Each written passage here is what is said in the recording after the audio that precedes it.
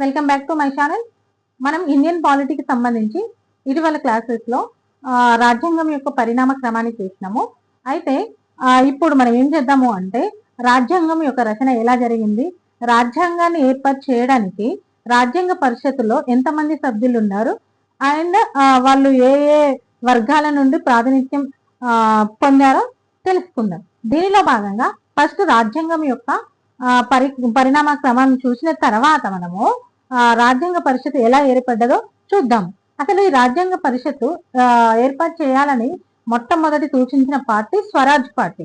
ఇది గుర్తుపెట్టుకోండి. రాజ్యాంగ పరిషత్తు ఏర్పాటు చేయాలని ఫస్ట్ సూచించిన పార్టీ స్వరాజ్ పార్టీ. ఇది 1923లోనే చెప్పారన్నమాట. మాకు ఈ పార్టీకి సంబంధించిన వాళ్ళు రాజ్యాంగ రచనకు ఖచ్చితంగా రాజ్యాంగ పరిషత్ ఉండాలని చెప్పిన పార్టీ స్వరాజ్ పార్టీ. అయితే ఇప్పుడు 1934లో ఏం జరిగిందంటే ఎంఎన్ రాయ్ కూడా వాళ్ళకి ఫస్ట్ చెప్పారన్నమాట. ఎంఎన్ రాయ్ కూడా చెప్పారు. ఏమని చెప్పారు? రాజ్యాంగ పరిషత్తు కంపల్సరీ ఉండాలి రాజ్యాంగాన్ని రచించడానికి అని చెప్పేశారన్నమాట. తర్వాత ఏం చేశారంటే మనకు కేబినెట్ మిషన్ ప్లాన్ 1946లో ఏర్పడింది కదా, దాని ప్రకారము మనకు రాజ్యాంగ పరిషత్తు 1946 డిసెంబర్ 6వ తారీఖున ఏర్పాటు చేయడం జరిగిందన్నమాట. దానిలో సభ్యులను గమనించినట్లయితే దానిలో మొత్తం సభ్యులు మనకు 389 మంది ఉన్నారు.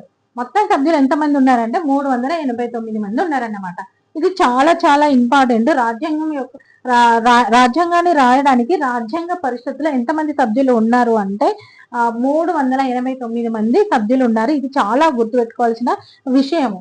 తర్వాత ఈ 389 సభ్యులలో బ్రిటిష్ పాలిత ప్రాంతాల నుండి మొత్తము 296 ఉన్నారు. బ్రిటిష్ పాలిత ప్రాంతాల నుండి 296 ఉన్నారు. స్వదేశీ సంస్థానాల నుండి 93 మంది ఉన్నారు. ఈ బ్రిటిష్ పాలిత ప్రాంతాలలో 11 రాష్ట్రాలకు సంబంధించి, ప్రావిన్సీస్ అంటే రాష్ట్రాలు అని అర్థం అన్నమాట.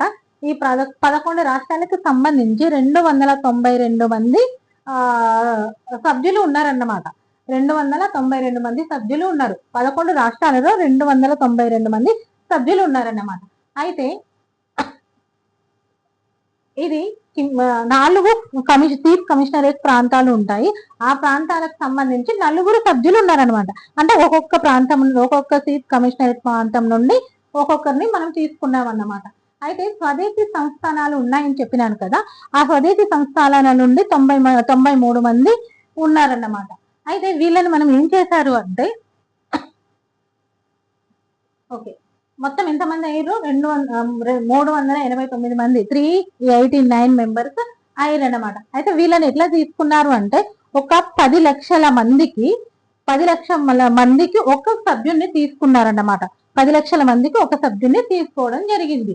అంటే 10 లక్షల జనాభాకు ఒక సభ్యుడిని తీసుకోవడం జరిగింది. అట్లా మొత్తము 389 మంది రాజ్యాంగ పరిషత్కు సంబంధించి సభ్యులను తీసుకోవడం జరిగింది. అయితే ఇందులో మెయిన్ గా ఏ పార్టీ నుండి ఎంతమంది తీసుకున్నారో పరిశీలిద్దాం. ఏ పార్టీ నుండి ఎంతమంది తీసుకున్నారు అంటే ఐఎన్సి, ఇండియన్ నేషనల్ కాంగ్రెస్ నుండి దాదాపుగా 80% మంది ఇండియన్ నేషనల్ కాంగ్రెస్ నుండే రాజ్యాంగ పరిషత్తుకు ఎన్నికేయడం జరిగిందన్నమాట. అయితే అందులో అంటే సంఖ్యాపరంగా మనం గమనించినట్లయితే 208 మంది సభ్యులు ఐఎన్సి నుండి మనకు ఎన్నుకోబడ్డారు. తర్వాత ముస్లిం లీగ్ నుండి 73 మంది సభ్యులు ఎన్నుకోబడింది అనమాట. తర్వాత స్వతంత్ర అభ్యర్థులు 8 మంది ఎన్నుకున్నారు. స్వతంత్ర అభ్యర్థులు 8 మంది ఉన్నారు. మిగతా కొన్ని ప్రాంతాలు ఉన్నాయి అన్నమాట. క్యాస్ట్ ఫెడరేషన్ అని, దళిత క్యాస్ట్ ఫెడరేషన్, అలాంటి కొన్ని వాటిల నుండి ఒక్కొక్కరు ఎన్నుకోవడం జరిగింది. మొత్తము 389 మంది సభ్యులను ఎన్నుకోవడం అనేది అన్నమాట. ఇందులో ముఖ్యంగా ఐఎన్సి నుండే 80% మంది ఉన్నారు. అంటే మామూలుగా మనకు గ్రూప్ 1 కి సంబంధించి మెయిన్స్ లో క్వశ్చన్ ఉంటుంది అన్నమాట. రాజ్యాంగ పరిషత్ మీద విమర్శన రాయండి అని అన్నప్పుడు మనం అందులో ఒక మెయిన్ పాయింట్ గా రాస్తాం. ఇది కాంగ్రెస్ ఆధిపత్యము కలిగి ఉన్న సభగా మనము చెప్తారు. ఎందుకంటే దాదాపుగా 80% మంది సభ్యులు ఐఎన్సీ నుండి ఉన్నారు కాబట్టి అని చెప్తారు అన్నమాట. నెక్స్ట్ ఏ ఏ సామాజిక వర్గం నుండి ఎంతమంది తీసుకున్నారో చూసినట్లయితే హిందువుల నుండి 163 మంది ఉన్నారు.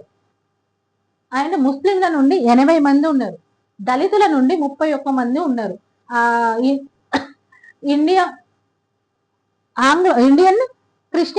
ఇండియన్ క్రిస్టియన్స్ నుండి 6 ఉన్నారు. అండ్ వెనుకబడిన గిరిజనుల నుండి 6 ఉన్నారు. సిక్కుల నుండి 4 ఉన్నారు. ఆంగ్లో ఇండియన్స్ ఉన్నారు కదా, వీళ్ళ నుండి 3 ఉన్నారు. పార్షియలు 3 ఉన్నారు. మొత్తము 296 రాష్ట్రాలకు 296 మంది సభ్యులు ఉన్నారు.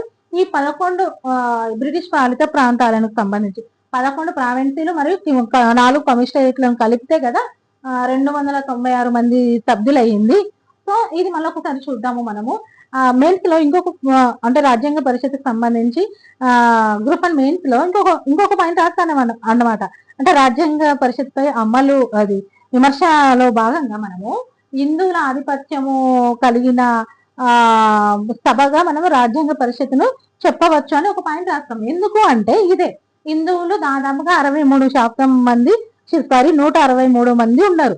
163 మంది హిందువులు ఉండడం జరిగిందన్నమాట.